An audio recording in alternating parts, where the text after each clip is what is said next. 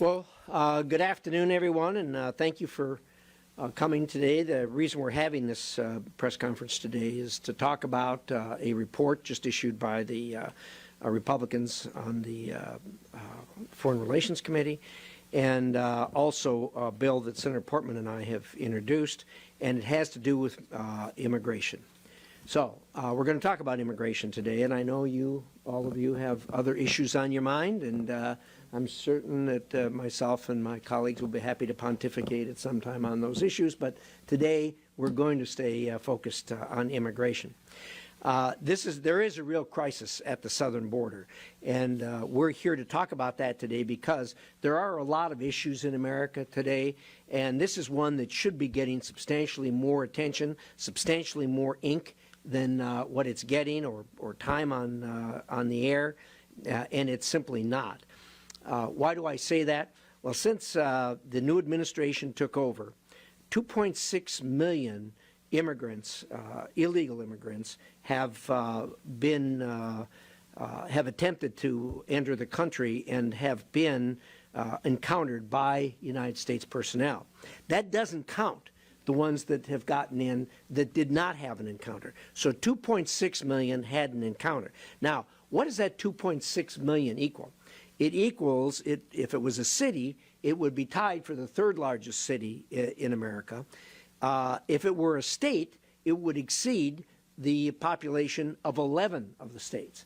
So this is a crisis in America today. Transnational criminal organizations are also capitalizing on the weak U.S. and regional enforcement of border security and immigration controls and evolving their human smuggling and trafficking tactics. Over 6,000 migrants were victims of kidnapping and related abuses since last January. Violent criminals and deadly fentanyl are making their way across the border. Over 16,000 criminals have been arrested at the border since the beginning of last year for crimes that include homicide, assault, sex crimes, kidnapping, robbery, and trafficking. The safety and security of U.S. citizens is at risk. This can't continue, and it can't be ignored. The prior administration, however you feel about them, took a number of actions to effectively stem the flow of illegal migration and build political will in neighboring countries to improve their law enforcement and asylum processing capabilities. These policies were working, and the illegal immigration and attempted illegal immigration was a small fraction of what changed when this administration took over. This administration dismantled these measures and failed to put in place workable alternatives. Importantly, very importantly, is the message that was sent. We all saw them being interviewed on TV. They said if this president was elected, we were welcome here and we could come in, and they were really at a loss as to why there was any problem with this because they believed they were invited. These policies are not only undermining our own efforts to reduce illegal immigration, but also disincentivizing regional governments from taking action to enforce their obligations that would make migration more orderly, safe, and controlled.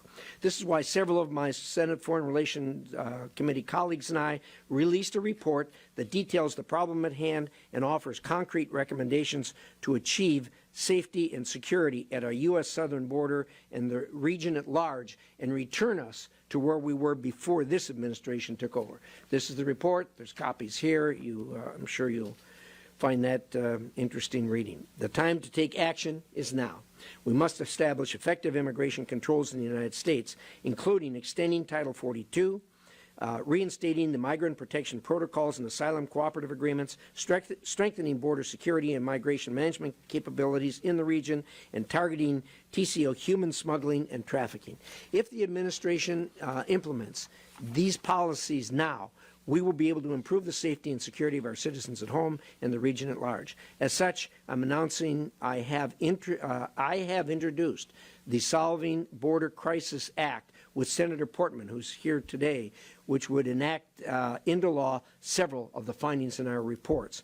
Senator Portman is an expert on the problems that this illegal immigration is causing with import of narcotics, illegal drugs into the United States. I can't stress enough the importance of implementing these solutions immediately to protect our sovereignty and national security. We will be pressing hard to move this legislation. But we are not naive.